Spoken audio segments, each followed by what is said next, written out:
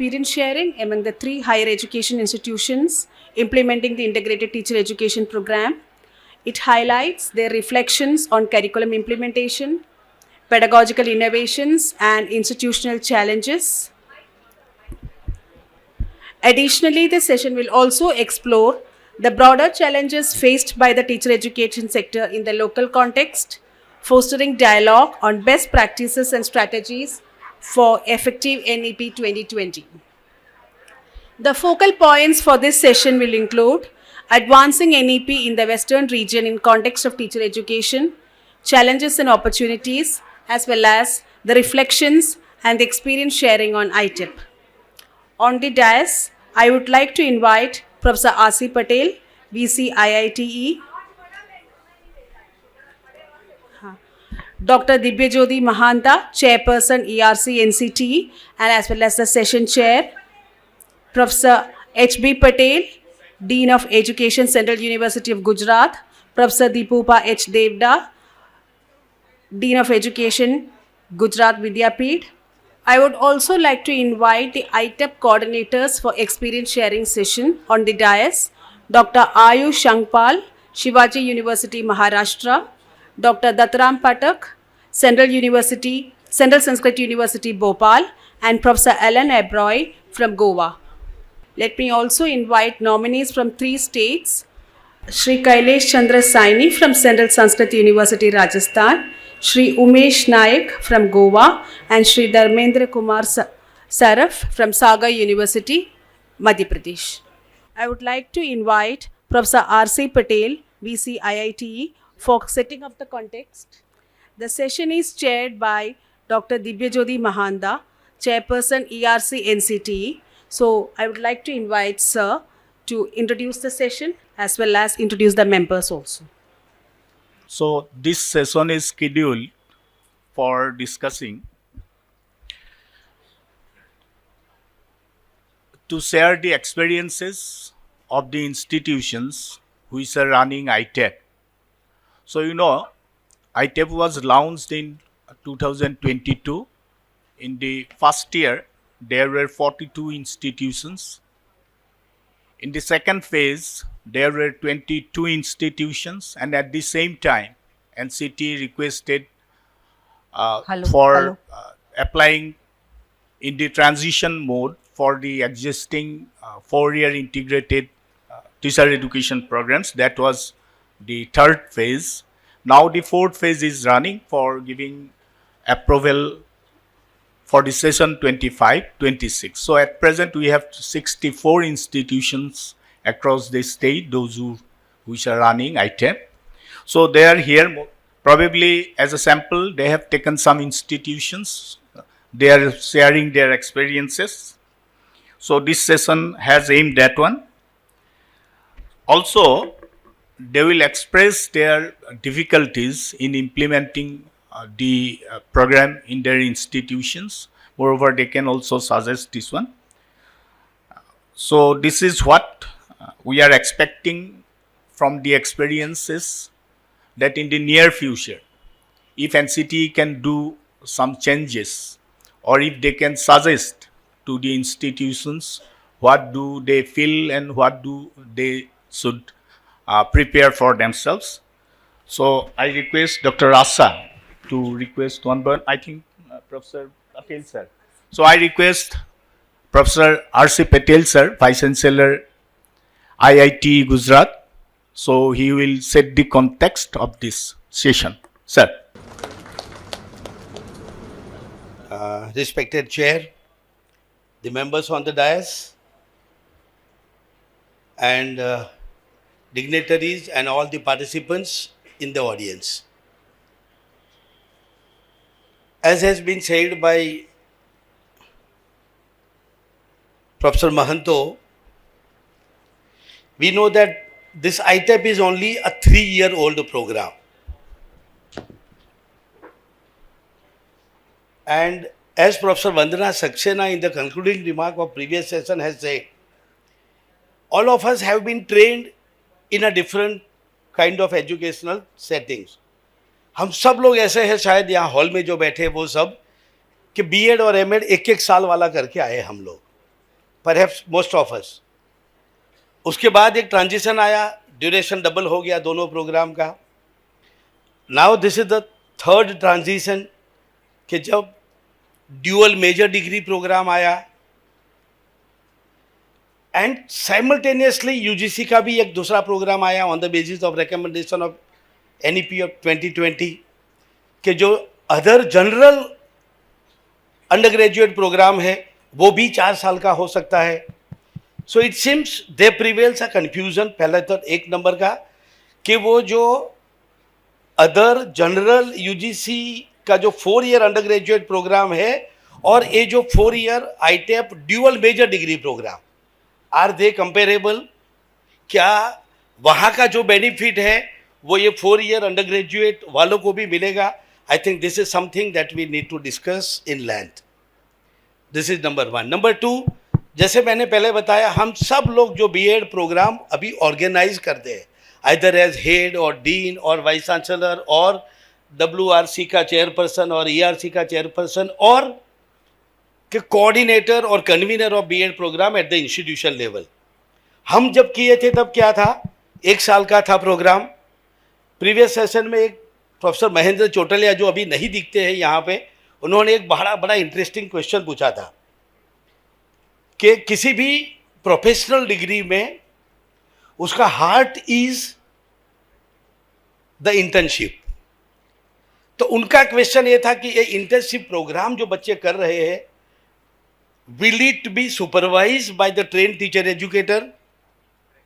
अब हम लोग जब 1 साल का बीएड किए थे, हम सब लोग, उस समय ये कंप्लीटली पॉसिबल था क्योंकि फर्स्ट सेमिस्टर में सभी टीचर हमें थियरी सब्जेक्ट पढ़ाए, सेकेंड सेमिस्टर में कोई थियरी सब्जेक्ट पढ़ाने के बाद 40 डेज हम सबको स्कूल में भेज दिया। उस समय टीचर एजुकेशन इंस्टीट्यूशन में और no other programme was running. तो इसीलिए क्या होता था कि मोस्ट ऑफ द टीचर्स और most of the teacher educators वहाँ जाके ये जो इंटर्नशिप प्रोग्राम है उसको जो प्रोफेशनली ऑब्जर्व करके फीडबैक देके दूसरे दिन उसमें मॉडिफिकेशन या इम्प्रूवमेंट आता है कि नहीं, वो करने का पूरा अपॉर्चुनिटी रहता था।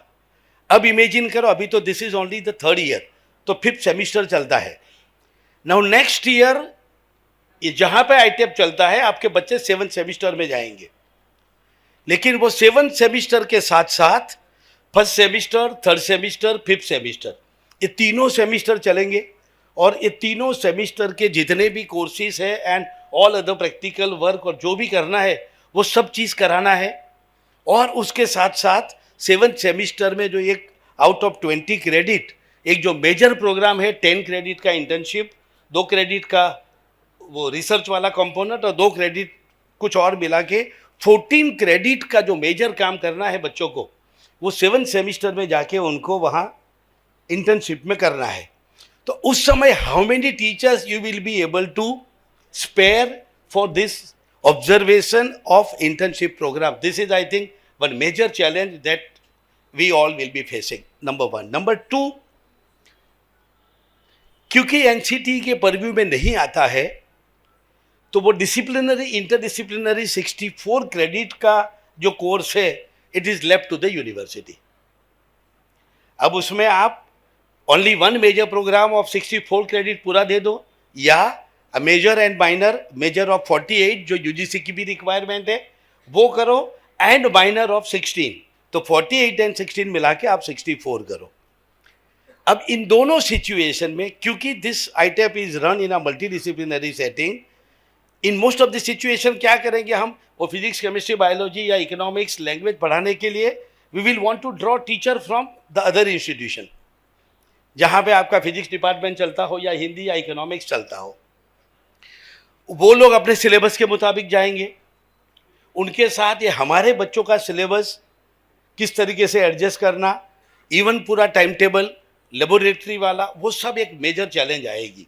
और तो चैलेंज के साथ साथ हम इस सेशन में what we will want to discuss is कि how do we come out, क्योंकि आप लोग ग्रास रूट लेवल पे काम करते हो, आप और अभी कुछ और भी जो हमारे सदस्य यहाँ पे है कि who are from all 8 different states, तो because you are working at the grass root level difficulty तो आएगी, हम सबको मालूम है। जिसमें एक मैंने बताया वो क्योंकि हम सब 1 साल बीएड वाले हैं, शायद कोई ही ऐसा होगा जो 2 साल बीएड वाले, तो 1 साल बीएड 1 साल एमएड करके हम यहाँ पे आ गए। Now we are put in to all together a very different and complex situation.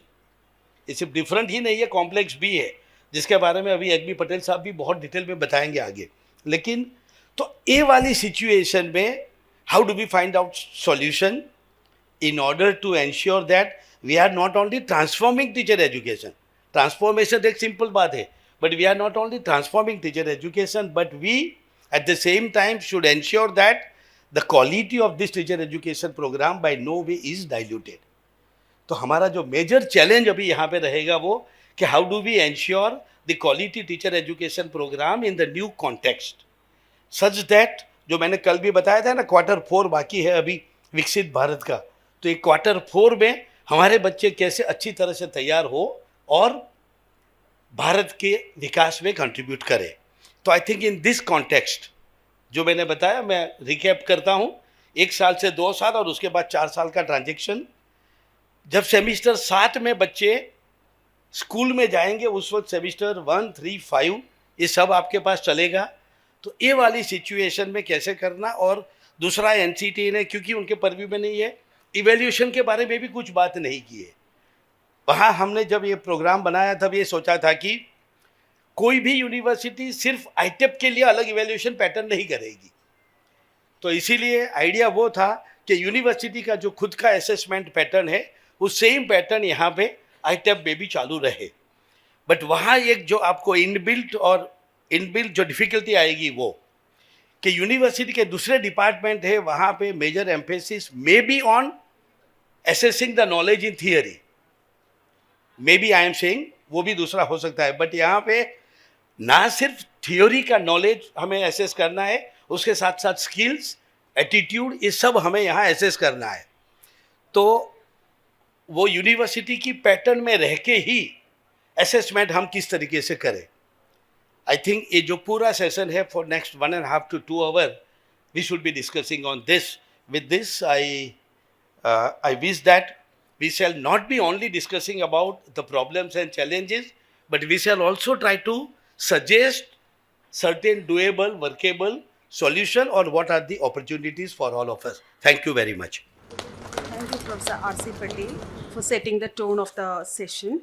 Now, let me please call the 3 ITEP coordinators one by one. First, I would like to invite Dr. R.U. Shankpal from Shivaji University, Maharashtra, to share her experience regarding the ITEP program. Thank you, Dr. Asha. And it's my pleasure to be here. Good afternoon, everyone. Respected dignitaries on the dais and off the dais. Myself, Dr. Rupali Sangpa from Shivaji University, Kolhapur, Maharashtra. And from the academic year 2024-25, we introduced the BSc B.Ed ITEP 4-year program in the university. The implementation of the integrated teacher education program marks a transformative shift in teacher training, emphasizing a holistic approach that blends academic knowledge, pedagogical skills, and practical exposure. Unlike traditional teacher education programs that often separate content knowledge and teaching methodologies, ITEP integrates them seamlessly, ensuring that teachers are well prepared to handle the needs of learners in diverse educational settings. There are some strengths of this ITEP program. The first is holistic teacher preparation.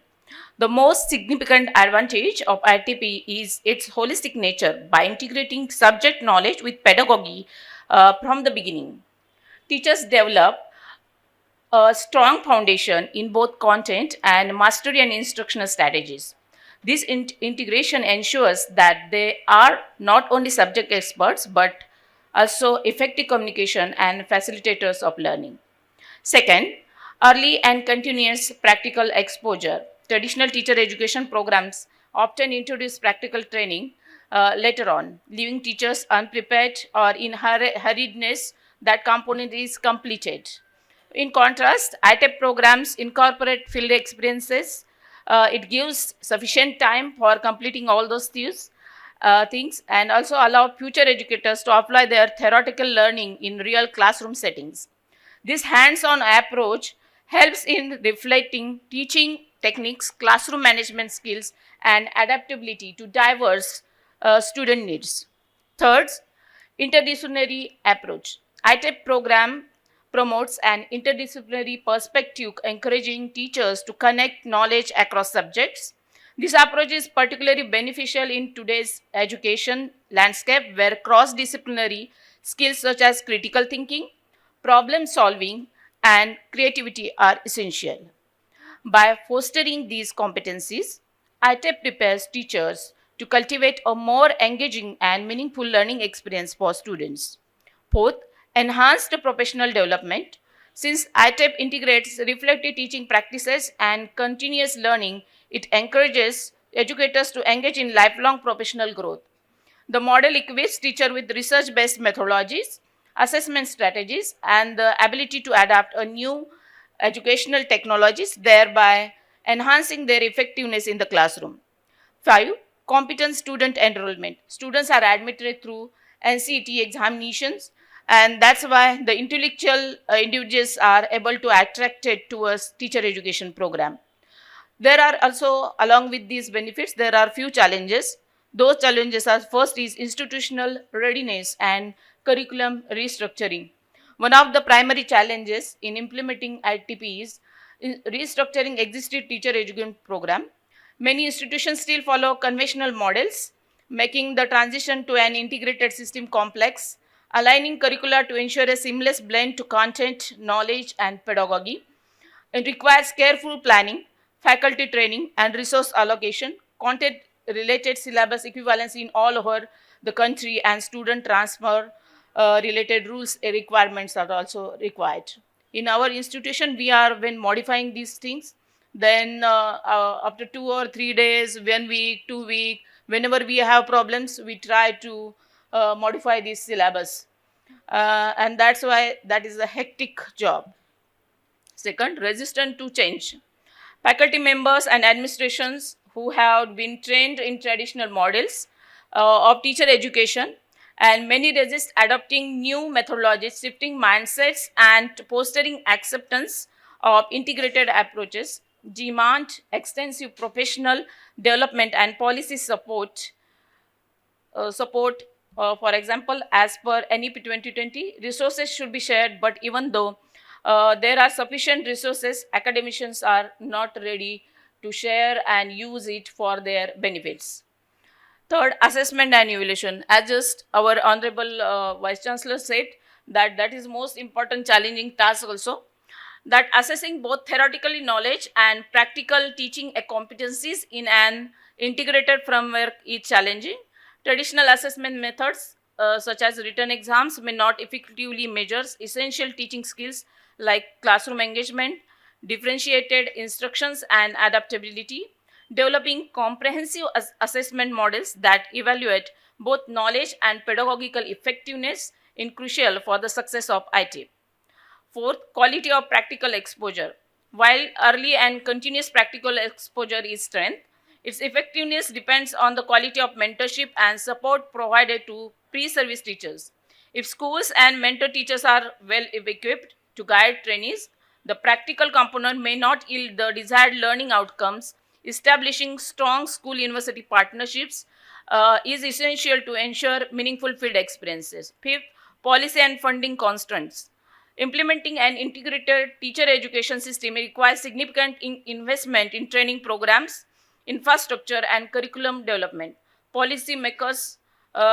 request policymakers must allocate sufficient resources and provide us a clear framework to support institutions in making this transition smoothly. 6, counseling related challenges. Those are admission related, different scholarships related, free ships, placement of the students, and various doubts regarding the stakeholders regarding this course. Those are also challenges we are facing. Even though I request some things or some facilities should provide us in future to ensure the successful implementation of ITEP, several key actions need to be taken by the NCT.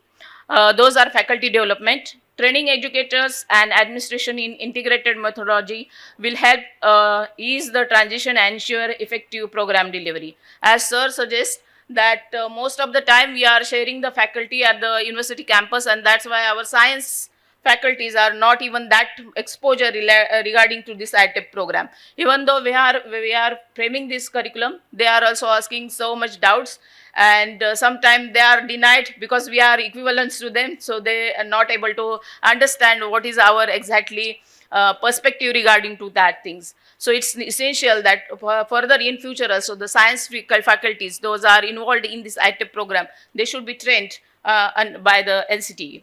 So next one, innovative assessment methods. Developing performance-based assessment, including teaching portfolios, classroom simulations, and reflective journals can provide a more comprehensive evaluation of teacher competencies. Policy support and resource allocation. Governments and educational policymakers must provide clear guidelines and sufficient funding to facilitate the smooth implementation of ITEP. Quality monitoring. Required to monitor or constantly follow up by NCTE, so the traditional mindset of the faculties and administrations can be changed and ITEP programs can smoothly implemented in various institutions. Single point help desk. For admission and curriculum transaction purpose, NCTE has to open up separate help desk and helpline for stakeholders for effective implementation of the ITEP. Learning resource creations. Learning resources can be created in the form of e-content and also help institutes to overcome the lack of trained human resource required for the effective curriculum transactions. So I can conclude that the implementation of the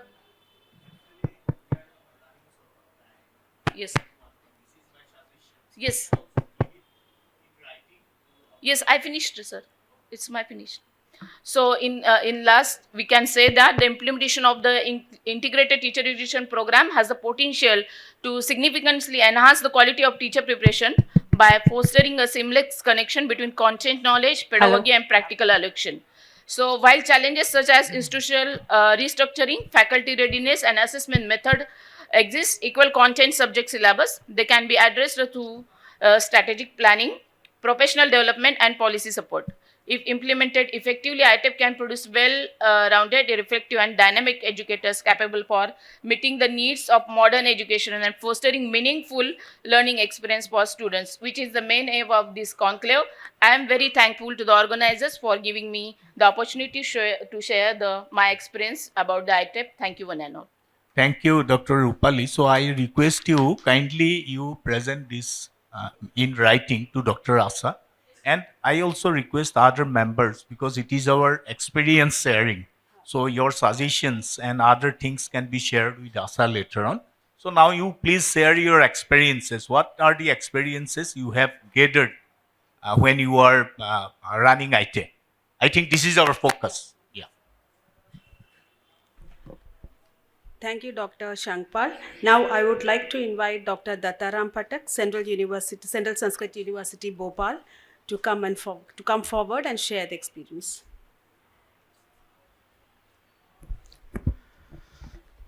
ध्येयं सदा परिभवघ्नमभीष्टदोहं तीर्थास्पदं शिवविरिञ्चिनुतं शरण्यं भृत्यार्तिहं प्रणतपालभवाब्धिपोतं वन्दे महापुरुषते चरणारविंदम।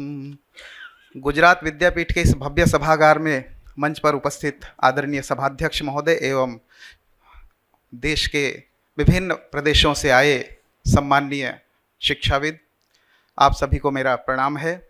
सर्वप्रथम मैं कृतज्ञता ज्ञापित करता हूं कि इस ऐसे सुनहरे अवसर पर बौद्धिक चर्चा हेतु हम सभी को यहाँ पर आमंत्रित करके हमें एक बौद्धिक ऊर्जा का संचार हम सभी पर आपने किया है।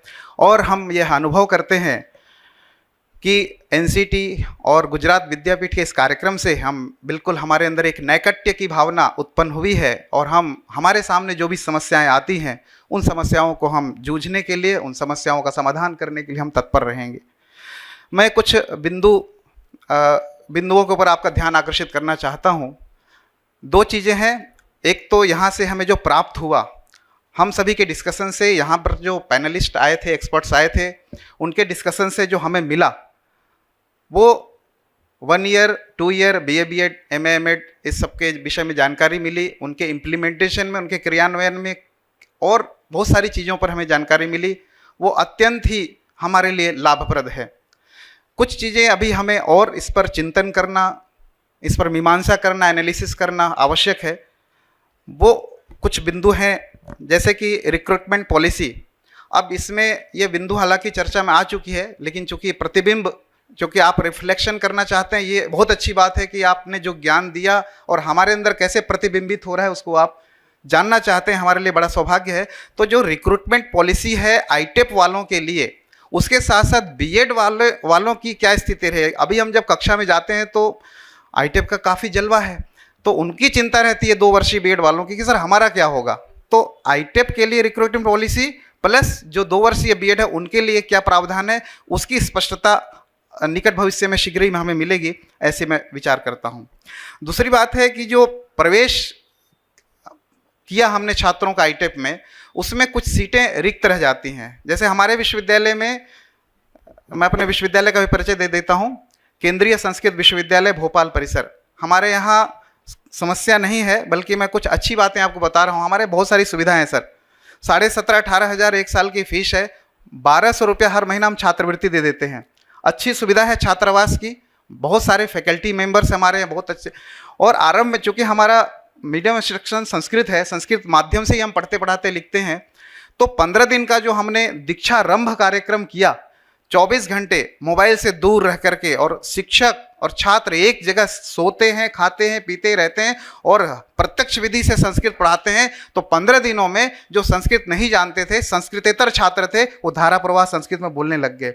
तो जो शिक्षा के जो तरीके हैं, उनको पढ़ने पढ़ाने के तरीके हम सब संस्कृत माध्यम से पढ़ाते हैं। हमारा विश्वविद्यालय केंद्रीय संस्कृत विश्वविद्यालय नई दिल्ली मुख्यालय में स्थित है। पूरे भारत में इसके 14 परिसर हैं, उसमें भोपाल परिसर से मैं आया हूँ। डॉक्टर दाताराम पाठक, मेरे साथ मेरे मित्र डॉक्टर कृष्णकांत तिवारी जी हैं, हमारे कुलपति जी प्रोफेसर श्रीनिवास बरखेड़ी जी हैं, और उनका बड़ा ही सकारात्मक सहयोग मिलता है। आर्थिक चिंता बिल्कुल भी नहीं है, जो भी समस्याएं आती समाधान हो जाता है। तो जो मैं बात कर रहा हूं कि जो रिक्त सीटें होती हैं प्रवेश के समय आरक्षण के हिसाब से, SC ST की कैटेगरी कुछ सीटें खाली रह गई, और उसके लिए हमने बहुत बार समाचार पत्रों में भी ज्ञापन दिया, अनेक प्रयत्न किए, कई लोगों को प्रवेश भी दिलाया, लेकिन वो वहाँ से चले गए और हमारे पास ST की सीटें खाली रह गई हैं। तो क्या ऐसी जो सीटें खाली रह गई हैं उन पर कन्वर्ट करके जनरल कैटेगरी या किसी भी कैटेगरी में एडमिशन देने का प्रावधान न्यायालय द्वारा है, विश्वविद्यालय द्वारा या फिर NCT के द्वारा कुछ इसका रास्ता निकालना पड़ेगा, ताकि जो प्रोफेशनल सीट्स है वो खाली ना जाए। दूसरा सर, जो शिक्षण अभ्यास है उसमें हालांकि यह मध्य समवर्ती सूची का विषय है शिक्षा, तो इसमें जो हम प्रयत्न करते हैं, चाहे BEd के संदर्भ में हो, चाहे ITEP के संदर्भ में हो, विद्यालयों पर जाकर निवेदन करते हैं कि हमारे बच्चों को टीचिंग प्रैक्टिस के लिए आप अवसर दीजिए, और अनुनय विनय के द्वारा वो दे भी देते हैं, तो एक अलग कॉन्सेप्ट के साथ देते हैं कि आपके बच्चे पढ़ाएंगे। हालांकि हमारे बच्चों की काफ़ी प्रशंसा होती है और बुलाते रहते हैं, लेकिन ये जनरल सी बात है कि हम विद्यालयों पे डिपेंड रहते हैं इंटर्नशिप के लिए। हम भी शिक्षा मंत्रालय के अंतर्गत आते हैं, CBSE भी उसके अंतर्गत आती है, तो क्यों ना हम दोनों उसमें NCT में और CBSE में या अन्य शैक्षिक जो बोर्ड्स हैं उनके बीच एक कुछ सहमति बने ऐसी कि उन विद्यालयों को, जो विद्यालय अपने विद्यालयों में शिक्षण अभ्यास कराएंगे, उनका कुछ न कुछ प्रोत्साहन मिलेगा, राशि के रूप में नहीं अपितु किसी न किसी क्रेडिट के रूप में, ताकि जो विद्यालय शिक्षण अभ्यास करवाते हैं, टीचिंग प्रैक्टिस कराते हैं, वो खुश होकर के प्रसन्नतापूर्वक अपने जो आगे की पीढ़ी है उसको अनुभव प्रदान करेंगे। दूसरा विषय है सर मल्टी एंट्री और मल्टी एग्जिट के विषय में जो स्पष्टता है, उसमें थोड़ा सा हम चाह रहे हैं कि और स्पष्ट रहे कि मल्टी एंट्री मल्टी एग्जिट जैसे बीटेक कोई करता है उसमें वो सुविधा नहीं है। द्वारिका में जो बैठक हुई थी उसमें ये विषय आया था कि जो बीटेक है चाहे MBBS है, ऐसे पाठ्यक्रमों में तो मल्टी एंट्री मल्टी एग्जिट की सुविधा नहीं है, लेकिन टीचर एजुकेशन में दिया गया है। तो इससे जो आने वाली समस्याएं हैं भविष्य में, उन पर थोड़ा सा और गंभीरता से विचार करके उसको हमारे सामने स्पष्ट करने की आवश्यकता हम महसूस करते हैं। और एक प्रश्न और जो उठा था कि जो सामान्य रूप से 4 वर्षीय स्नातक कर रहा है, चाहे बीएससी कर रहा हो, चाहे बीए कर रहा हो, बीकॉम कर रहा हो, तो नई शिक्षा नीति के तहत जो तृतीय वर्ष में 7.5 सीजीपीए लाता है वह अनुसंधान के लिए चतुर्थ वर्ष में योग्य हो जाता है।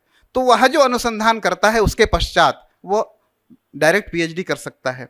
क्या आईटेप में भी यह सुविधा है कि आईटेप में तृतीय वर्ष में अगर कोई 7.5 सीजीपीए लाता है तो चतुर्थ वर्ष में जो अनुसंधान करता है उस अनुसंधान के पश्चात एमएड कर सकता है या पीएचडी कर सकता है? तो इस पे थोड़ी हमें स्पष्टता की आवश्यकता है। और एक महत्वपूर्ण बात मैं जिस पर आपका ध्यान आकर्षित करना चाहता हूं, हमें बहुत अच्छा लगा यहाँ की सुविधा, यहाँ के जो गुजरात विद्यापीठ के प्रोफेसर महेश नारायण दीक्षित जी, अशोक भाई और यहाँ के जो एमएड और बीएड के छात्रों ने इतनी प्रसन्नता से, इतने अच्छे सद्व्यवहार से हम लोग का इन्होंने आवभगत किया, आतिथ्य किया। मैं आप सबसे निवेदन करता हूँ इसके लिए करनाद जो होता है इनके लिए एक बार हम सभी इनके सद्व्यवहार के लिए हम करतल ध्वनि करते हैं।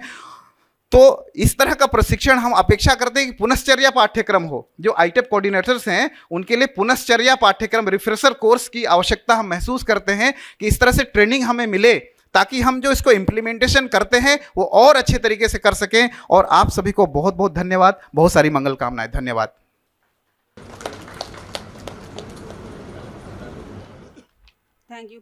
Thank you, Dr. Dattaram Phatak.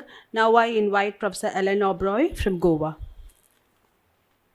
Respected Chairman, dignitaries on the dais, my name is Alan Abreu, and I'm here to speak on some of the challenges. I was speaking to the coordinator who invited me to speak, and I said, we are still yet to get into this transition of the 4 years integrated teacher education program. But these are some of the challenges we face in the state, a small state of Goa. We have 5 colleges, 2 colleges are running the 4 years integrated program, and the other 3 colleges are running the regular 2 years. So, with the closure of the DLED, we have to see that some of these colleges will opt for foundational and preparatory.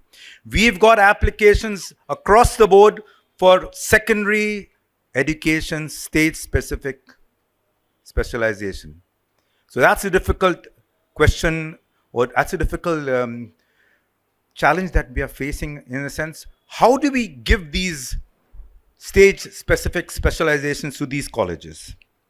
You'll have to forgive me if I run forth through my papers. I was just asked a couple of hours back.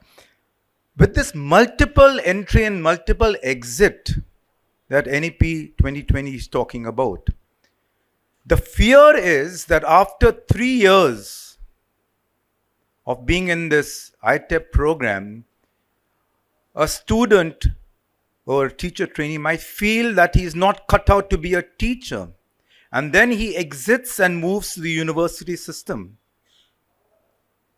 What happens to the workload of the lecturers is a question, and how we will tackle that. Knowing that the salary after doing across the ITEP programs, the salary that a teacher will draw in the secondary stage will be much higher than the salary that is drawn in the foundational and the preparatory stage. Students are quite smart on this front.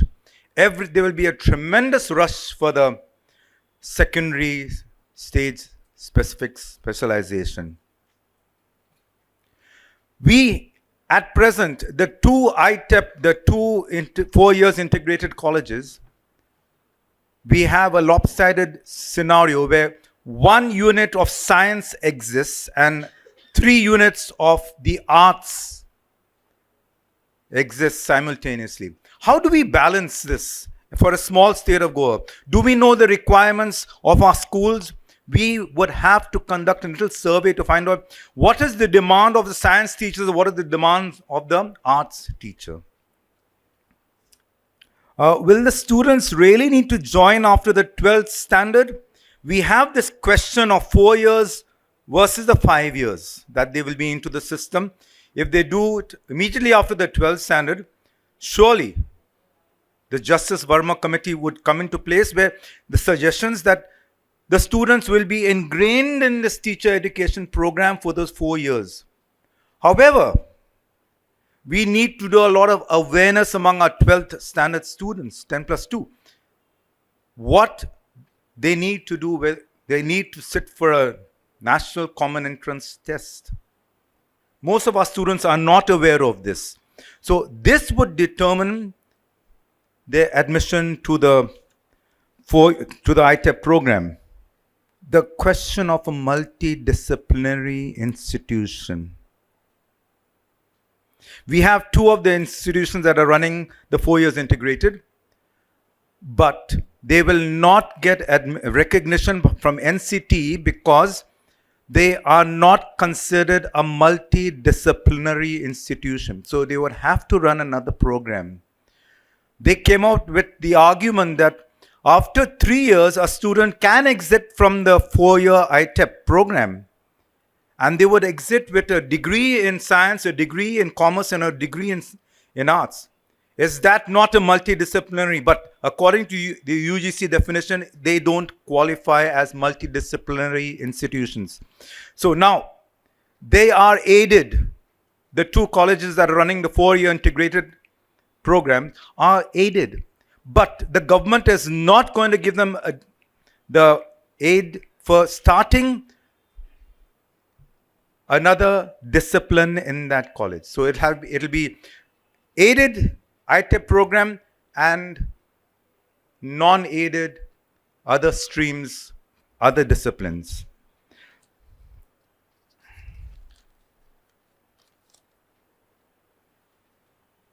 I think I have covered whatever challenges. However, I'm reminded of a little story here.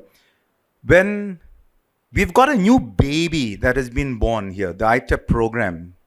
Whenever you buy a new machine, a new television, or a new gadget, you have a manual, instructional manual that comes along with it.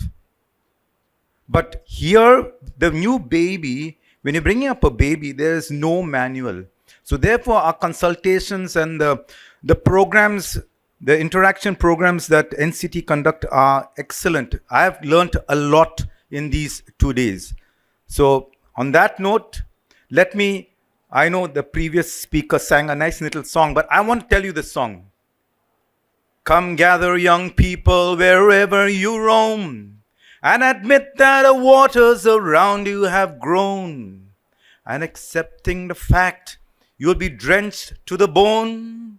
If your life to you is worth saving, then you better start swimming or you sink like a stone. For the times they are a-changing. Thank you very much, sir. And thank you very much for the interaction. Thank you, Professor Ellen. May I now request Shri Kailash Chandra Saini from Sanskrit University, Rajasthan, to share his experience. आदरणीय मंच को प्रणाम करता हूं। मंच के सम्मुख सभी आदर्श गुरुजन, राष्ट्रीय अध्यापक शिक्षा परिषद के सम्मानित गण, इस प्रकार इस कार्यशाला के माध्यम से हम नए आयामों को प्राप्त करेंगे, ऐसा मेरा विश्वास है, दृढ़ विश्वास है। मुझे यहाँ एक्सपीरियंस के लिए बुलाया गया है। चतुर्वर्षीय एकीकृत शिक्षक शिक्षा पाठ्यक्रम बहुत ही अच्छा प्रोग्राम है। इस वर्ष कुछ समस्याएं आई हैं एडमिशन के संदर्भ में, पर मेरा निवेदन है मंच से कि अभी इस समय सभी राज्य सरकारें और जितना भी जनमानस है वो परिवर्तित हो चुका है, और इस वर्ष अगले वर्ष तक यहाँ पर हमें एडमिशन से 5 से 10 गुना अधिक सीटों पर छात्र मिलने की संभावनाएं हैं। क्योंकि राजस्थान में अभी मेरा जो हमारा कैंपस है central Sanskrit university Jaipur campus, उसमें 90 एडमिशन हुए हैं। उनमें अभी 85 छात्र रेगुलर अध्ययन कर रहे हैं। इस वर्ष लगभग 5000 से अधिक छात्र रजिस्ट्रेशन कर चुके हैं, आवेदन कर चुके हैं। इसलिए आईटेप प्रोग्राम में एडमिशन की समस्या नहीं रहेगी, ये मेरा आग्रह निवेदन है। पाठ्यक्रम जो है राष्ट्रीय सेंट्रल यूनिवर्सिटी हमारा जो है केंद्रीय संस्कृत विश्वविद्यालय, इसने 8 सेमेस्टर का पूरा कंप्लीट पाठ्यक्रम बनाया है। एनसीटी के नियमानुसार निर्देशन में 176 क्रेडिट्स के लिए पाठ्यक्रम का निर्माण किया गया है, जिसमें 4 क्रेडिट के लिए रिसर्च को भी रखा है। तो एनसीटी के नियमानुसार हमारे यहाँ से जो छात्र जो डिग्री लेकर के जाएंगे, अभी प्रशिक्षण प्राप्त कर रहे हैं, वो 1 ईयर एमए के लिए जो है एलिजिबल होंगे। ये ऐसा जो है एनसीटी के निर्देशानुसार जो ज्ञात है। जैसे हमारे गोल्स हैं उनको प्राप्त करने के लिए समस्याएं तो आती हैं, किंतु सबसे पहले अभी जैसे प्रश्न आया था लैंग्वेज अक्रॉस द करिकुलम, पाठ्यचर्या के पार भाषा, तो हमारे मित्र दाताराम जी ने कहा कि हमने 15 दिन में संस्कृत माध्यम में बोलने और लिखने का स्किल छात्रों को प्रदान किया है और सभी छात्रों ने संस्कृत माध्यम से प्रश्न पत्र लिखे हैं। जयपुर कैंपस में 4 छात्र ऐसे हैं जिन्होंने 85% जो है अंक प्राप्त किए हैं संस्कृत माध्यम से लिखकर। इसलिए जो और यहाँ पर हमने कम्युनिकेटिव इंग्लिश के लिए 2 कालांश रोजाना के जो हमने नियमित कर रखे हैं और उसके आधार पर संस्कृत के साथ साथ कम्युनिकेटिव इंग्लिश जो 2 कालांश हैं उनमें उनको जैसे संस्कृत में वो धारा प्रवाह बोल सकते हैं, लिख सकते हैं, वैसे ही वो इंग्लिश में भी बोलेंगे। और हिंदी के लिए भी अलग से प्रशिक्षण की जो व्यवस्था कर रखी है। फैकल्टी के लिए हमने पहले प्रशिक्षण प्रदान किया था और अभी अप्रैल में फिर से फैकल्टी इंडक्शन प्रोग्राम रखा है आईटेप में पढ़ाने वाले जो हमारे गुरुजन हैं उनके लिए। जो गोल्स में हमें निश्चित किया गया कि भारतीय ज्ञान परंपरा को पुनर्जीवित करना है, उसके संदर्भ में हमने काष्ठपुतली का निर्माण एक कार्यशाला का आयोजन किया, जिसमें छात्रों ने बहुत अच्छी तरीके से काष्ठपुतलिकाओं का निर्माण किया, उनको जो है अच्छी तरह से सजाया और उनके आधार पर उन्होंने मंचन करके भी किया। इसके साथ साथ जो हमारी ट्रेडिशनल परंपराएं हैं, पारंपरिकता को सुरक्षित रखने के लिए, पारंपरिक ज्ञान के लिए पारंपरिक ग्राम भ्रमण और शिल्प ग्राम भ्रमण का जो है आयोजन किया। उसके आधार पर बहुत से छात्रों ने एक अच्छा प्रोजेक्ट तैयार किया है। आईसीटी के लिए हमने रेगुलर एक कालांश रखा है, बच्चे कक्षाओं में क्या सीख रहे हैं और वो अपना मटेरियल, शिक्षण के उपकरण वो स्वयं बनाएंगे। इसके लिए हमने उनको एक कंप्यूटर लैब जो है पूर्णतया वेल इक्विप्ड है, उनके लिए जो उपलब्ध है। एक ऐसा छोटा सा उदाहरण है कि बच्चों को इस तरह से अभी इंटरेस्ट आ रहा है, एक दिन संयोग से चाबी जो है नहीं थी, बच्चे आधे घंटे तक इंतजार करते रहे कि कब कंप्यूटर लैब खुलेगा और कब हम जो है कंप्यूटर लैब में जाएंगे। इस तरह से जितने भी एनसीटी ने गोल्स रखे हैं उनके आधार पर हमने क्लब्स का निर्माण किया है। छात्र अनेक क्लब में जो है अपना जो है क्षमताएं हैं उनका प्रयोग कर रहे हैं। मेरा एक निवेदन, जैसे सर ने, हमारे माननीय कुलपति जी ने कहा कि central Sanskrit university Jaipur campus में हमने 30 विद्यालयों को जो है हमने अनुबंधित कर रखा है, इसलिए टीचिंग प्रैक्टिस के लिए किसी भी प्रकार की कोई समस्या नहीं।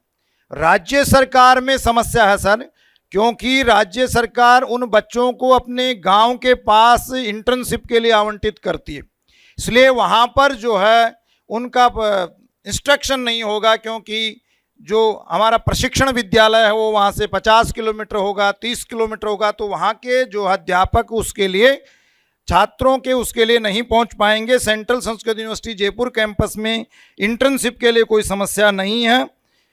मेरा यही निवेदन है, आग्रह है कि और बहुत से कुछ हम सीखेंगे। सबसे पहले मैं एनसीटी के जितने भी अधिकारीगण हैं मैं आभार व्यक्त करता हूँ, कृतज्ञ निवेदन करता हूँ, क्योंकि आज तक पहली बार हो रहा है कि हम इस प्रकार से नए जितने भी पाठ्यक्रम हैं उनके बारे में जानकारी प्राप्त कर रहे हैं।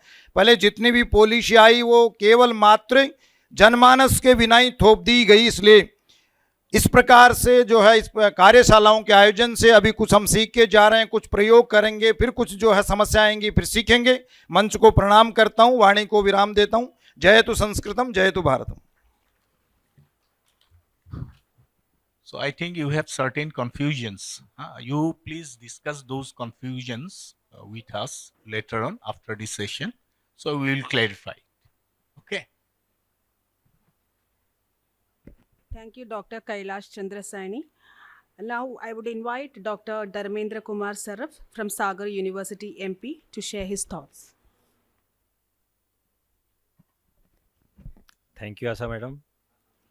आदरणीय मंच और विद्वत सभा, मैं डॉक्टर धर्मेंद्र कुमार सर्राफ डॉक्टर हरि सिंह गौर विश्वविद्यालय सागर से आपके समक्ष उपस्थित हूँ और हमारा विश्वविद्यालय NEP 2020 आने के पहले से ही integrated programme BA BEd BSc BEd चला रहा है।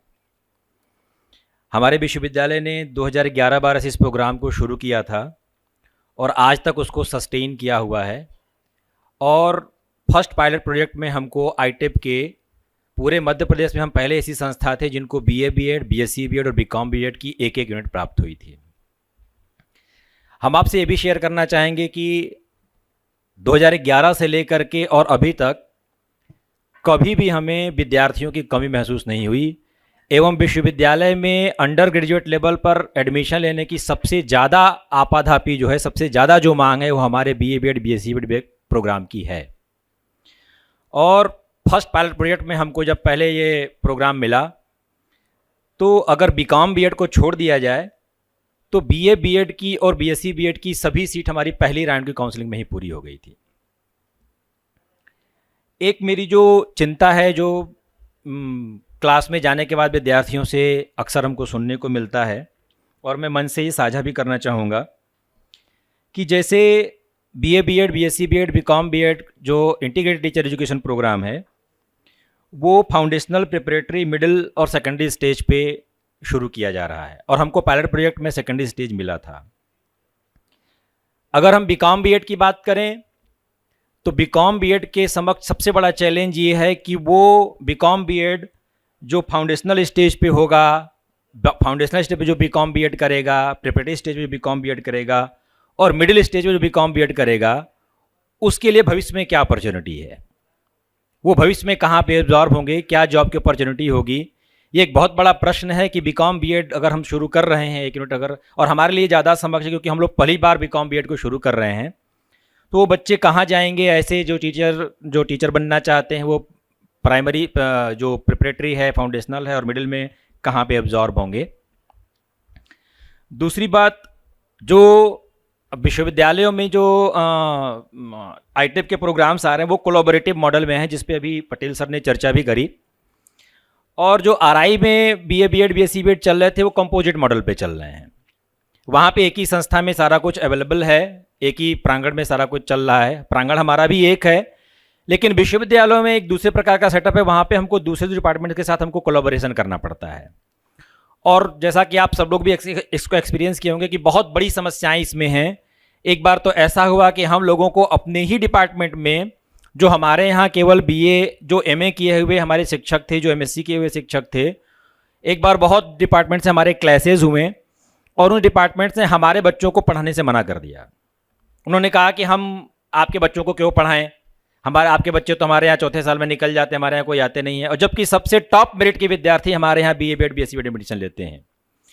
और ऐसी स्थिति में हमको वहाँ पे क्लास लगानी पड़ी।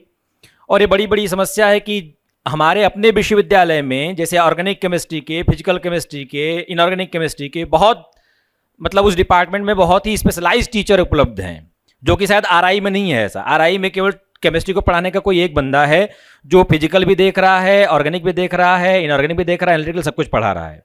लेकिन विश्वविद्यालयों में इस प्रकार की अपॉर्चुनिटी है कि वो उस डिपार्टमेंट में उन स्पेशलाइज्ड टीचर से पढ़ने का उनको मौका मिलता है जो ITEP के विद्यार्थियों को उपलब्ध है। लेकिन अगर हमारे डिपार्टमेंट्स के साथ किसी प्रकार का अगर नहीं कोलैबोरेशन होगा, अगर इंटीग्रेशन नहीं होगा, तो वो बच्चे उससे महरूम रह जाएंगे, उनको वो चीज़ नहीं मिलेगी। इसलिए मेरा एक जैसे सर ने कहा कि हर समस्या का समाधान भी होता है, तो मैं कुछ समाधान प्रस्तुत करने की कोशिश भी करूंगा। जैसे गाइडलाइन को इस तरह से अगर आ जाए सारे जो मल्टी डिसिप्लिनरी इंस्टीट्यूट्स हैं कि मल्टी डिसिप्लिनरी सेटअप में किस प्रकार से वो कोलैबोरेशन कर सकते हैं, और इसके लिए अगर इंफ्रास्ट्रक्चर के रूप में अगर ह्यूमन रिसोर्स अगर असाइन कर दिए जाएं यूजीसी या जो भी रेगुलेटरी बॉडी है, हालांकि वो एनसीटी का पार्ट नहीं है, तो अगर वो उनको असाइन कर देगा तो कम से कम एक एक टीचर अगर उन डिपार्टमेंट जो हमारे कोलैबोरेटिव डिपार्टमेंट्स अगर वहाँ पे दे दिए जाएं तो कहीं ना कहीं हमारी समस्या का समाधान हो सकता है। फिर वो भी नहीं कह सकते हम आपके बच्चों को नहीं पढ़ाएंगे, आपके जो विद्यार्थी हैं हमारा टीचर वहाँ पे होगा, और उनके प्रमोशन की भी समस्या नहीं होगी। अपने डिपार्टमेंट में ही आगे असिस्टेंट से एसोसिएट और प्रोफेसर के आगे उनका प्रमोशन का जैसा कैरियर एडवांसमेंट का स्कीम उसमें चलते रहेंगे। तो विद इन द इंस्टीट्यूशन जो चैलेंजेज हैं वो बहुत बड़ी चैलेंजेज है, उसमें बहुत सारी समस्याएं हम लोगों को आ रही हैं। और एक बहुत अच्छा प्रयोग हम लोगों ने ये शुरू किया कि हमारे यहाँ जो इंटीग्रेशन इस बात का है, जैसे बीए का कोई विद्यार्थी है तो हिंदी का जो प्लेन बीए का जो विद्यार्थी हिंदी का जो सिलेबस पढ़ता है वही सेम सिलेबस हमारे यहाँ आईटेप का विद्यार्थी भी पढ़ता है, उसमें कोई डिस्क्रिमिनेशन नहीं। अगर 6 क्रेडिट का वो बीएससी के केमिस्ट्री का, फिजिक्स का, मैथमेटिक्स का, बॉटनी, जूलॉजी का पढ़ता है तो सेम सिलेबस वो जो बीएससी का विद्यार्थी पढ़ता होगा वही सेम सिलेबस हमारा आईटेप का विद्यार्थी पढ़ता है। अब इसमें हमको कुछ टाइम टेबल्स के लेकर के क्लासेस हो सकते हैं। तो एक सत्र ऐसा था कि हम लोगों ने अपनी क्लासेस 8 बजे से शुरू करी थी, सुबह 8 बजे से हम लोग की क्लासेस लगती थी और शाम को 5 बजे हम लोग पूरी क्लास को ओवर करते थे। इसमें बच्चा भी बड़ा एग्जॉस्ट हो जाता है, लेकिन आईटेप की मांग की वजह से हमको ऐसा करना पड़ा। दूसरी बात एक ध्यान में और आकृष्ट करना चाहूँगा कि इसके पहले हम लोगों ने जैसा जानते हैं कि बीए बीएड बीएससी बीएड में हम लोग एक पूरा 4 क्रेडिट का पेपर था जेंडर, स्कूल एंड सोसाइटी। ये जो आईटेप करिकुलम फ्रेमवर्क अभी जो लॉन्च हुआ सजेस्टिव सिलेबाई था उसमें इंक्लूसिव एजुकेशन को, जेंडर एजुकेशन को मात्र 2 क्रेडिट तक सीमित कर दिया गया है। जी मैम। दूसरी बात एनईपी के 15.5 में भी इस बात को कहा गया है कि विद्यार्थियों के लिए स्कॉलरशिप की व्यवस्था होनी चाहिए। मैं एनसीटी का ध्यान आकर्षित करना चाहूँगा कि स्कॉलरशिप का कोई प्रावधान एनसीटी की तरफ से कोई हो सकता है जो कि एनईपी 2020 का मैंडेट है। और आईटेप का जहाँ तक बात है सर कि एक आईटेप 5 आईटेप अभी आ रहे हैं, एक आईटेप के लिए क्या अपॉर्चुनिटी है और 5 आईटेप अगर आ जाएंगे तो उनके के लिए क्या जॉब प्रॉस्पेक्ट्स होंगी, कहाँ अपॉर्चुनिटी होगी, कहाँ एम्प्लॉयमेंट होगा, इस पे बहुत गहन विचार करना पड़ेगा हमको कि 5 प्रकार के आईटेप आने के बाद वो कहाँ जाएगा। अगर कोई लैंग्वेज लेकर के संस्कृत को पढ़ता है, संस्कृत को एज ए लेकर के पढ़ता है तो वो भी एक आईटेप कर रहा है संस्कृत लैंग्वेज के साथ, और दूसरा संस्कृत आईटेप लेकर के आ रहा है, तो उन दोनों में कैसे फ़र्क करेंगे, कहाँ अपॉर्चुनिटी होगी, ये भी ज़रा सोचने की विषय है। और एक अटेंडेंस को लेकर के हम लोगों की बात थी कि जनरली हमारे विश्वविद्यालय में 75% अटेंडेंस को मैंडेटरी करते हैं, और कहीं ना कहीं एनसीटी चूँकि हमारा प्रैक्टिकल एस्पेक्ट है तो मोर देन 75% अटेंडेंस की बात करता है। तो हम अपने विश्वविद्यालय के साथ अपने विद इन इंस्टीट्यूशन कैसे सामंजस्य बैठाएं, ये भी कुछ हमारी चिंताएं थी। बाकी कुछ चर्चा हमारे लोगों ने कर दी थी। और मैं इस मंच से गुजरात विद्यापीठ को बहुत धन्यवाद ज्ञापित करना चाहूँगा, जिसमें महेश नारायण दीक्षित जी, सिलावट जी, इन लोगों ने बहुत हम लोगों का ख्याल रखा, काफ़ी अवगत हुई, इसके लिए हम लोग बहुत अभिभूत हैं। आप सभी लोगों को बहुत बहुत धन्यवाद, साधुवाद, thank you. Hello. Thank you, Dr. Dharmendra Kumar Saraf. And there is one more segment here, the challenges and opportunities in WRC in advancing NEP 2020 in teacher education. To address the same, I would like to request Dr. H.B. Patel, Dean of Education, Central University of Gujarat, to address the same.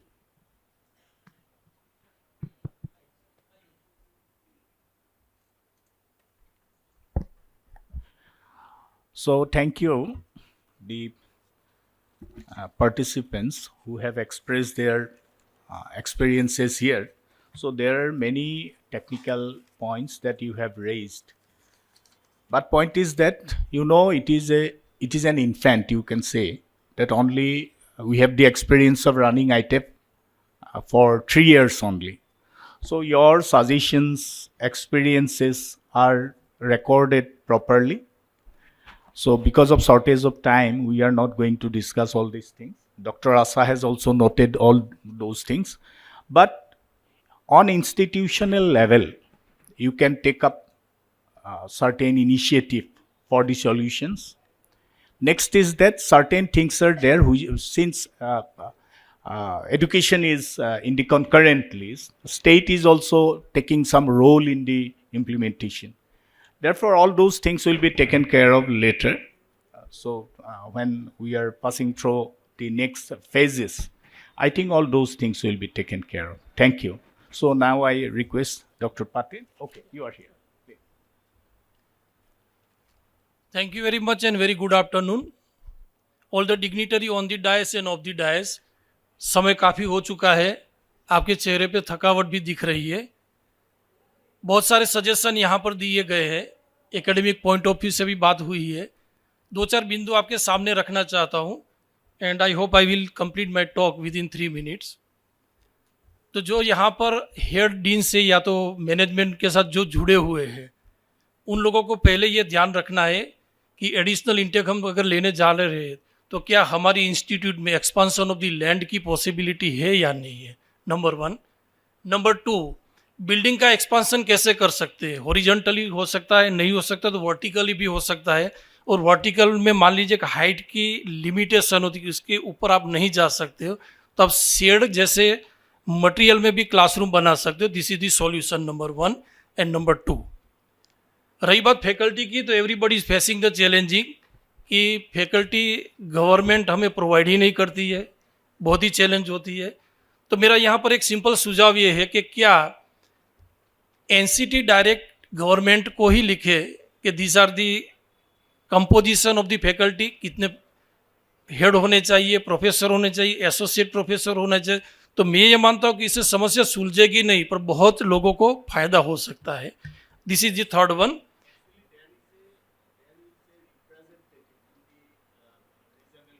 Ji sir, जी sir, surely sir, thank you very much. And the third one is multiple entry and exit. अब multiple entry और exit को हमें 2 तरीके से देखना है, ध्यान से समझिए. एक तो with in the teacher education institute, right, और दूसरा है कि यूजीसी के जो प्रोग्राम है उसको मल्टीपल एंट्री एंड एग्जिट में कैसे लिया जाए. दोनों पहलू को 1 बाय 1 देखते हैं. एक है कि with in teacher education institute multiple entry exit करने के लिए हमारे पास नेशनल लेवल का मॉडल करिकुलम होगा जो गाइडलाइन में लिखा हुआ है, और उसी में हमें 30% फ्लेक्सिबिलिटी दी हुई है, राइट. अगर मान लीजिए कि एक स्टूडेंट मेरा इंस्टीट्यूट छोड़ के सर आपकी इंस्टीट्यूट में आ रहा है, कोई समस्या नहीं होगी क्योंकि 70% करिकुलम में भी सिमिलर. अब 30% मैंने लोकल नीड के हिसाब से मैंने जो एडॉप्ट किया है वो हो सकता है कि आपकी इंस्टीट्यूट में वो डिफर करे. तो उसका समाधान क्या हो सकता है, तो मैं समाधान की भी सर साथ में बात कर देता हूँ कि there should be the equivalency committee. एक इंस्टीट्यूशनल लेवल इक्विवेलेंसी कमिटी होती है कि जो ये दोनों डिग्री या तो कोर्स को देख के वो इक्विवेलेंसी फाइनल करे. अगर इक्विवेलेंसी फाइनल हो जाती है, जो 30% का वेरिएशन है बिकॉज ऑफ लोकल नीड, तो the requirement could be met out. अब रही बात यूजीसी की. अब यूजीसी के प्रोग्राम से टीचर एजुकेशन में या टीचर एजुकेशन में यूजीसी में जाना वो बहुत बड़ी चैलेंज वाला है. तो हो सकता है कि उनका समाधान आने वाले सालों में मिलेगा. आगे बढ़ते हैं.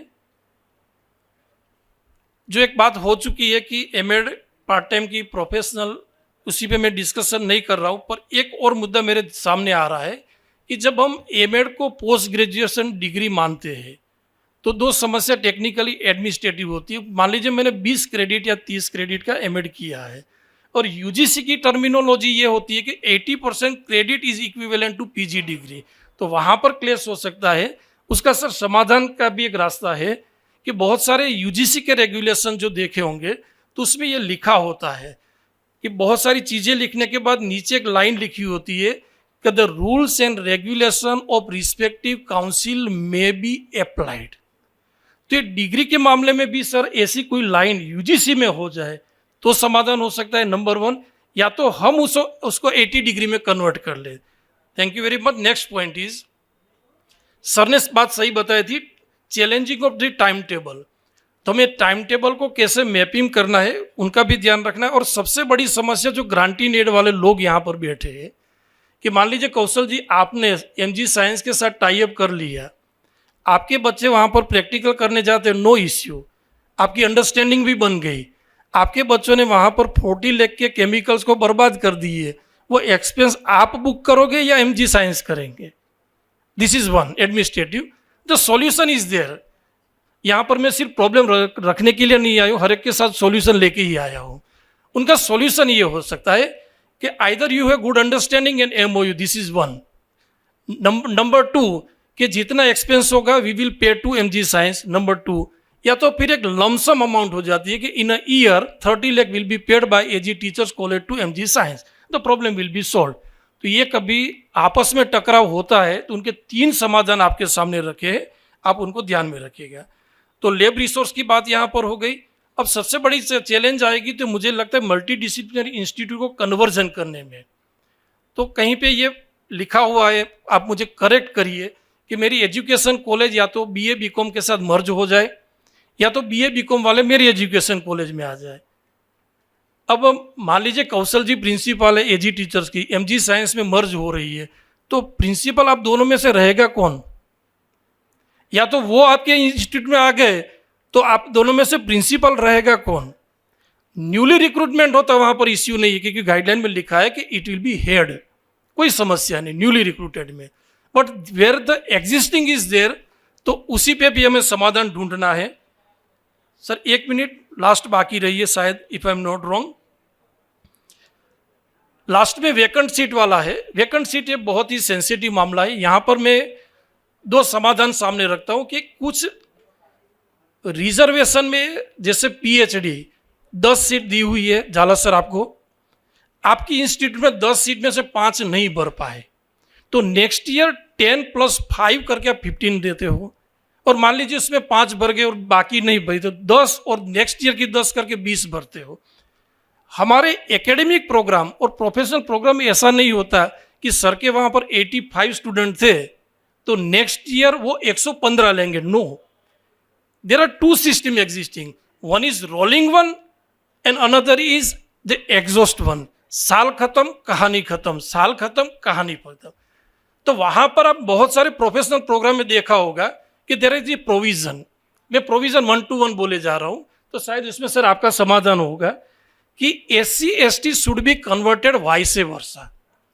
मान लीजिए SC में सीट एग्जॉस्ट हो गई है तो आप ST से ले सकते हो, ST में एग्जॉस्ट हो जाती है तो उसको आप कहाँ से ले सकते हो? SC से। दोनों में एग्जॉस्ट हो जाता है, then you go for OBC। उनको मर्ज करने के बाद भी पूल वैकेंट रहता है, then it will go to general. 2 चीजों को आप समझिए, ये रोलिंग वाला नहीं है। हाँ जी, तो ये कहीं पे ऐसा समाधान इंस्टीट्यूट लेवल पे हम ढूंढ सकते हैं। तो with this word, thank you very much giving me opportunity. जय हिंद, जय Bharat.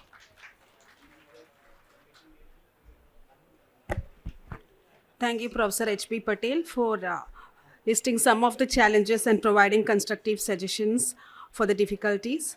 Now, I would like to invite Professor Dipoba H. Devda, Dean of Education, Gujarat Vidyapeeth, for her valuable insights.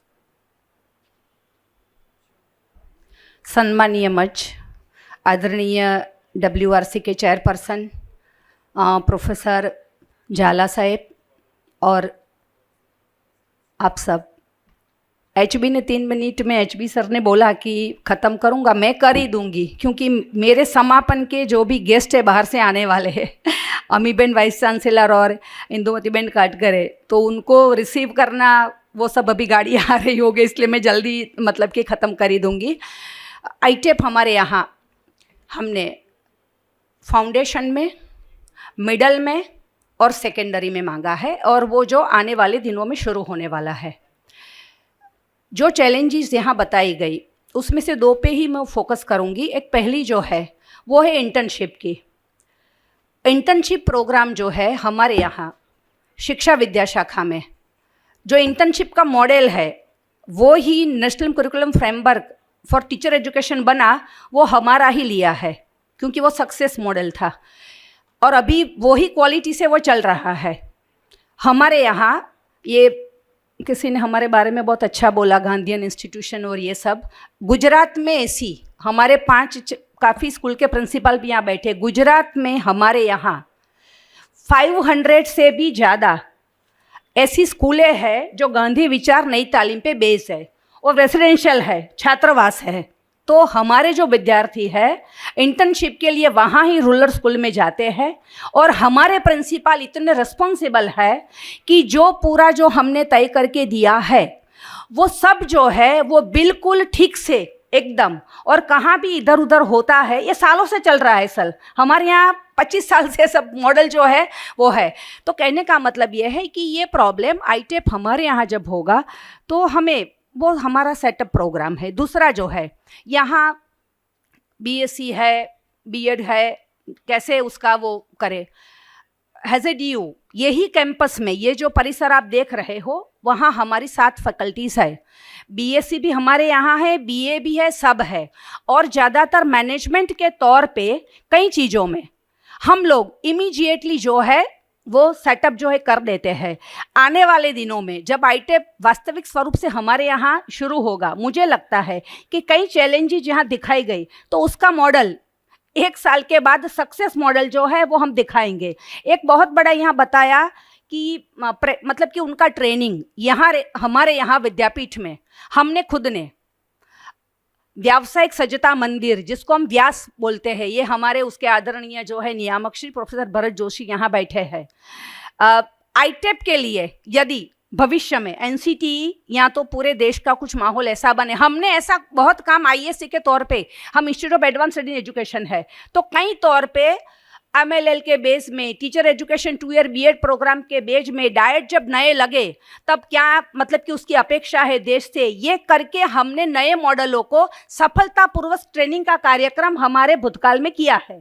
तो मुझे लगता है कि हमारे यहाँ वास्तविक स्वरूप से आईटेप शुरू हुआ तो ट्रेनिंग के लिए, और खास करके आपने देखा होगा मैंने बहुत स्लाइड बनाई थी कि भारतीय ज्ञान परंपरा आधारित, अभी तो NEP 2020 में रखा गया है लेकिन हमारा शिक्षक प्रशिक्षण है। आपने देखा होगा भारतीय बैठक, चरखा, सफाई, कई चीज़ों में इंटर्नशिप प्रोग्राम के स्टूडेंट रूरल एरिया में जाके काम, बहुत मेरे पास स्लाइड्स है, मैं बता सकती हूँ। कहने का मतलब ये है कि यदि ट्रेनिंग का हुआ और देश ने शुरुआत में हमें चूज़ कर लिया व्यास मंदिर के उसमें, तो पूरे देश के जो भी आईटेप चल रहे हैं उसकी ट्रेनिंग करने की जिम्मेदारी यदि प्रशंसा से दी गई तो विद्यापीठ जो है वो उठाएगी। मुझे लगता है कि मुझे ज़्यादा जो है उसमें नहीं बोलना है। हमें एक्सपीरियंस है, देश में 4 RI और गुजरात विद्यापीठ का शिक्षा संकाय जो है, हमारे सब साथी मित्र बैठे, 2 ईयर बीएड प्रोग्राम हमने लॉन्च किया। उसमें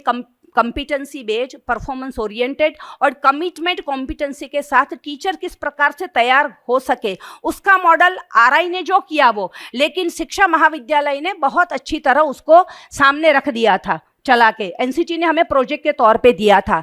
एक ही दिक्कत, चैलेंज जो है वो मैं सोच रही हूँ और बता रही हूँ, वो शेयर करके मैं बैठ जाती हूँ। जब ये नया कोई कोर्स होता है, जैसे 2 ईयर हमने किया, लेकिन पुराने जो भी रिक्रूटमेंट के जो मॉडल चल रहे होते हैं और एडवर्टाइज इस प्रकार आती है तो जो बच्चे पढ़ते हैं उनका जो कॉन्फिडेंस है कि हम ये करके बाहर निकलेंगे तो हमारी जॉब क्या होगी, उसकी एक चैलेंजेज रहती है। दूसरा, नेशनल लेवल टेस्टिंग है, इट्स ओके, ले लेंगे। कई लोगों ने बताया कि सफलतापूर्वक एडमिशन हो रहे, लेकिन मुझे लगता है कि अभी ये यूजी लेवल पे सब जगह चल रहा है, एक बार ले लो और हो जाए। उसके बाद हमारे यहाँ सालों से एनसीटी बनी, उसके पहले जो भी बीएड का जो हमारा एडमिशन होता था वो टेस्ट ही होता था और गांधी विचार की परीक्षा तो हमारे यहाँ मस्ट होती थी। आज भी इस प्रकार का हमारा मॉडल हमारे पूरे विद्यापीठ के सब फैकल्टी के लिए है, इसलिए वहाँ से आए नेशनल लेवल पे उसको ही लो, लेकिन थोड़ा जो है जो चला रहे हैं उसके पर भी छोड़ो लोकल लेवल पे, यही मेरा सजेशन है। तो मुझे लगता है कि मैं और काम में अभी जाऊंगी, इसलिए नमस्कार, thank you very much.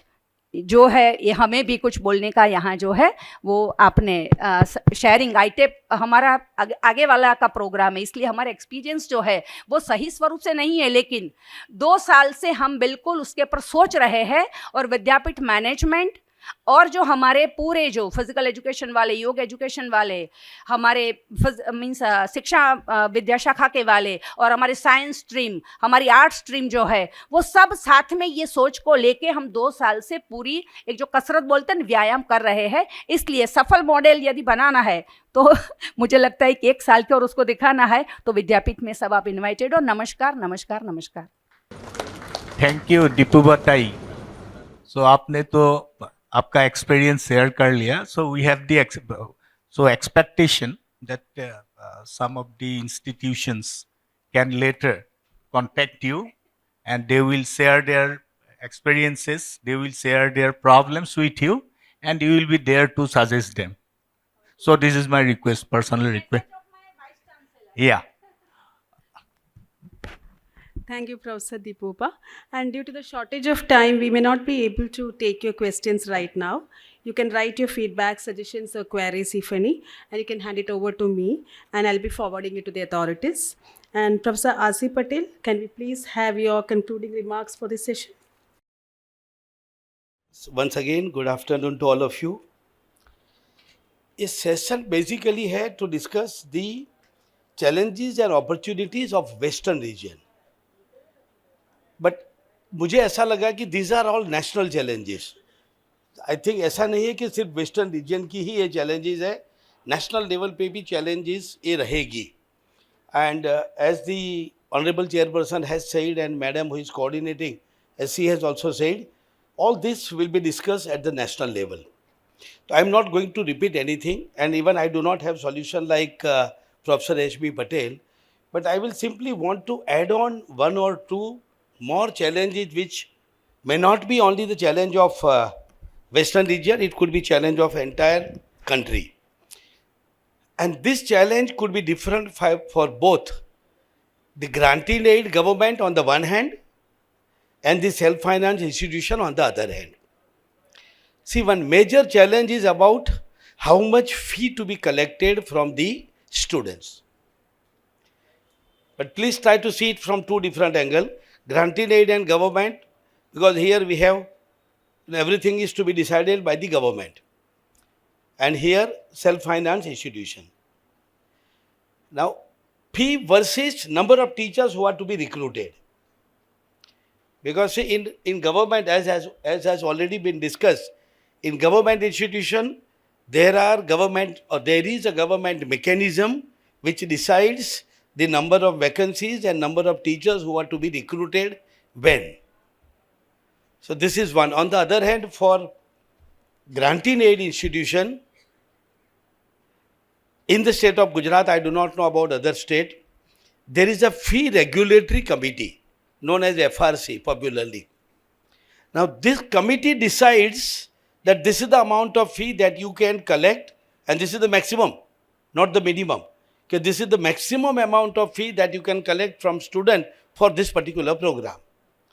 Now self-finance institution will definitely try to see the amount of money that is collected and then amount of salary only, forget about the other expenditures.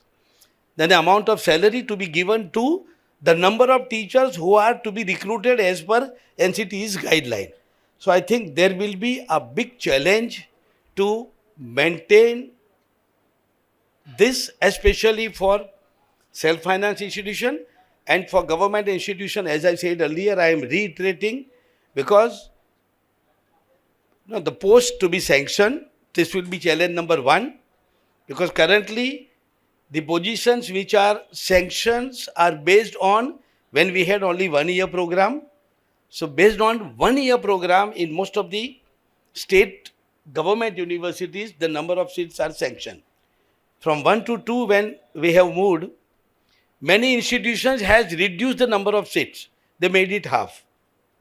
And then if we want to continue with the same number of seats, more number of teachers are required, and especially after introduction of ITEP, we know more number of teachers are required. So one major challenge will be convincing government authorities to approve the required number of teachers, and then second is allowing all the universities to recruit teachers as per NCT's norms and regulation.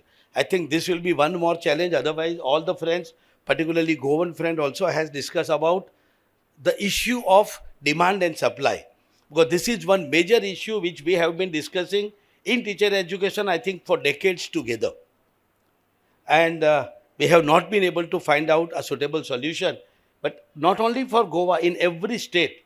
And currently all these teacher education institutions which have opted for ITEP, I think more than 70% have opted only for secondary. So for so for foundation, preparatory and middle, definitely more number of institutions are required to come forward so that the demand and supply can be balanced. So that way these are some of the major challenges, and multiple entry, multiple exit. In fact, I was in the core committee. This matter was discussed at length. See, here also it is in this document, it is written that if they decide to exit after 1 year, they will get certificate. But then the question is, what is the utility of this certificate? ये certificate लेके market में जाएगा तो उससे क्या होगा? Fine, 2 साल के बाद जाता है तो the candidate will get certificate of diploma. Is this diploma equivalent to DElEd? Answer is no. Fine. 3 साल के बाद जाता है तो फाइन, उनको जो मेजर डिसिप्लिन है उसके अंदर मिलेगा, और 4 साल के बाद तो कोई इश्यू नहीं है. बट देन मल्टीपल एंट्री और re entry, now the only major objective a multiple entry और री एंट्री क्यों रखा? वो in most of the university there is provision के स्टूडेंट अगर डिसकंटिन्यू करता है तो वो during stipulated time period student can come back and attend that programme. But यहाँ पे ये है कि जब तक ये चलेगा, अगर कोई यूनिवर्सिटी में ऐसा प्रोविज़न नहीं है तो यूनिवर्सिटी शुड मेक प्रोविज़न कि वो जाने के बाद जब वो वापस आता है तो student will continue from where he discontinued, he और सी. तो वहाँ से ही उसको आगे कंटिन्यू करना है. और जो पहले मार्कशीट और ग्रेड और उसका जो इश्यू था वो तो अभी सॉल्व हो गया, because all this credits are accumulated in ABC. तो वहाँ एबीसी में उसकी वो क्रेडिट है, और जब से वो रीजॉइन करेगा तब उसकी जो credit, the other credits which he she has earned will be accumulated, and जब पूरा 160 या 176 पूरी क्रेडिट हो जाएगी तब उसको वो डिग्री उसको मिल जाएगी. Otherwise, I think most of the things have been discussed and the issues are really genuine issues. अब सब लोगों ने जो बताया बहुत genuine है. Now at the national level, जो WRC के चेयरपर्सन यहाँ नीचे बैठे हैं, ERC के चेयरपर्सन यहाँ पे, तो at the national level ये चीज़ों को बहुत डिटेल पे डिस्कस करके, जैसे किसी ने बताया था ना कि it comes with a manual. एक मैन्यूल तो ऑलरेडी दे दिया है ये वाला, but now I think it will come with a detailed module based on the discussions that was held in ERC, now WRC. There will be 2 more discussions. ये हर जगह से जो चैलेंजेज आई है उसके लिए बहुत गहरा मंथन इसके ऊपर होगा. With this I think I must thank everybody कि अपना जो खुद का जो एक्सपीरियंस है जब इंस्टीट्यूशन में आप चलाते हो, इधर 1 साल 2 साल या 3 साल से जो चलाते हो वो, and there are few institutions जो बहुत लंबे समय से चलाते हैं, तो ये अनुभव बहुत सबको काम में आएगा. And I think by taking this will try to find out the solution which may be acceptable to most of the institution, most of the states. ऐसा जरूरी नहीं कि सबको मिलेगा, और हर एक समस्या का प्रॉब्लम भी हर जगह पे नहीं आएगा, क्योंकि वो तो हमें ही प्रॉब्लम ढूंढना होगा. Thank you very much. So I express my gratitude to the resource persons and those who are here to share their experiences. Because of time constraints, some friends are asking to give them time, but I request you all, you see, it is not that only these 3 persons are here for suggesting what should NCT do. You are also equal stakeholders of this one, and NCT is our, statutory body. It is working for the nation. So as citizen of the country, we have also our commitment. Therefore, you write your suggestions, your criticisms to NCT. Even Dr. Asa is there. You can also discuss all those things with the resource persons. But once again, I suggest you can write to NCT, and those will be given proper care for resolving the issues. So with these words, I express my gratitude. I thank you all for being here with us. Thanks.